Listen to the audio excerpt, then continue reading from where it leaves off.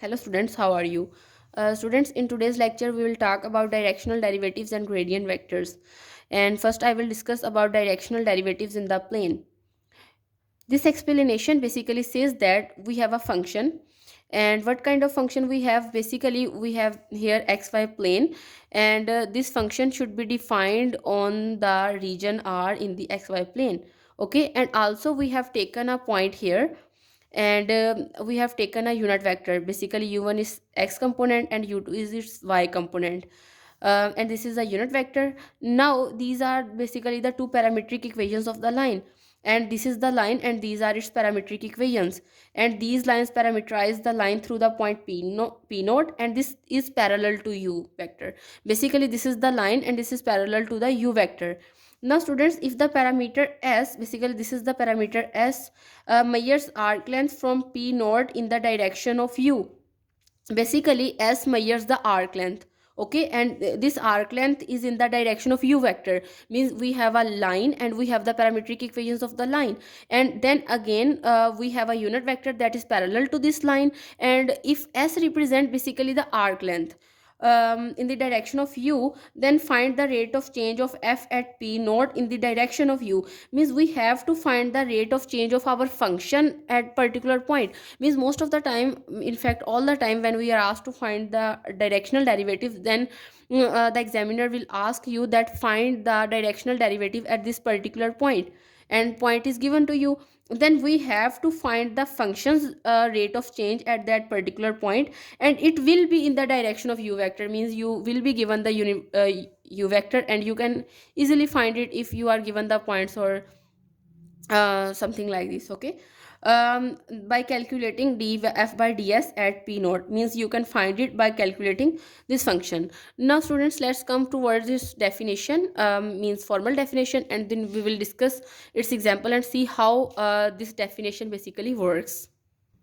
Now students, the definition of a directional derivative says that the derivative of a function at a point p naught, means in the xy plane you have a point p naught and you are trying to find its derivative at that particular point, and this would be in the direction of the unit vector, because that's why we are saying that it is directional derivative, because it is in the direction of some particular unit vector. Okay, in the direction of a unit vector is the number, and what kind of number is this you have to find. Means you can write here df by ds at point u dot p naught, means in the direction of u at the point p naught, and it would become equals to this one. Okay, provided that the limit exists, means you will find the limit s approaches to 0, f of x naught plus su1, y naught plus su2, and minus f of x naught y naught. Means your function, basically your function is f of xy, and you will put, when you will put this particular point here, then you will replace here x by x naught and y by y naught, and then you will get this one. Okay, and is divided by s, and if this particular limit exists, then you will say that it is basically the directional derivative. Now it is also denoted by duf at p naught. Okay, the derivative of f at p naught in the direction of u. Basically you will read it as this one, the derivative of function, means the derivative of your function at point p naught in the direction of u. Okay, now students, let's look at an example and try to understand that how this definition basically works. The example says that find directional derivative using the definition. Find the derivative of your function. This is your function, and this is your point, and this is your unit vector.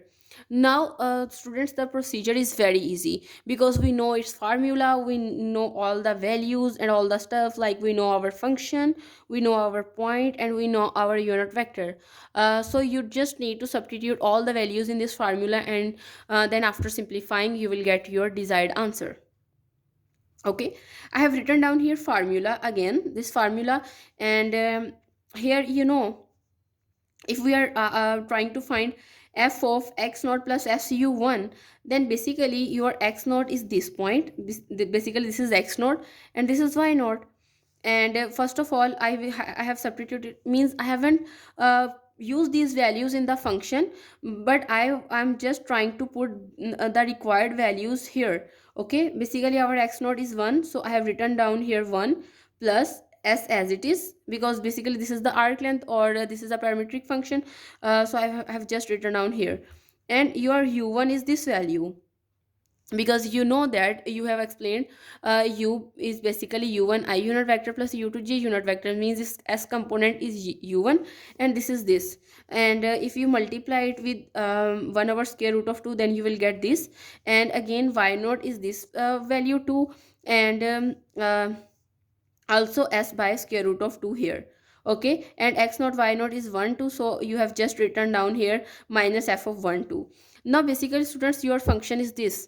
Now you have to substitute these values inside it, and replace x and y values with these two values. Okay, now students, as you know, your function is x square minus xy. So basically this is the this complete value is your x value, and this value is your y value. So that's why first of all you will substitute here in place of x 1 plus s over square root of 2, and you will take it square because this is a requirement, and minus you will multiply x with y. This is your x value and this is your y value, so you will multiply both of them with each other.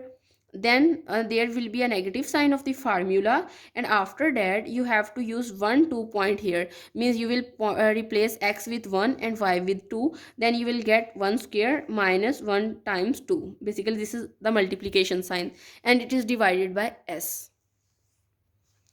Now students, if you simplify it, means after opening it up its square, then you will get to know that after adding 2 into 1, and these are basically positive, this will give you positive 3, and this is negative 3. Then these values will be cancelled out with each other, and you are left with this value, means 2s by square root of 2 and 3s by square root of 2. Then they will add up to give 5s by square root of 2. And if you add both of these, then you will get s square. Because students, you know, when you have, like if I write here s square by 2 plus s square by 2, and you will get s square by plus s square, and 2s square by 2, 2 will be cancelled out with 2, and you will get s square, and this is what I have written down here. Okay, and if you simplify it further, after taking LCM and doing all the things, then you will get this thing. And if you substitute the limit here now, then you will get 5 by square root of 2. And this the rate of change of function, means this is the function that you are given in the question. Now you have basically find out the rate of change, okay, of your required function at a particular point in the direction of particular unit vector. Okay, the rate of change of function at point in the direction u is this one, and this is your desired answer. Means basically this is the rate of change that you are trying to find.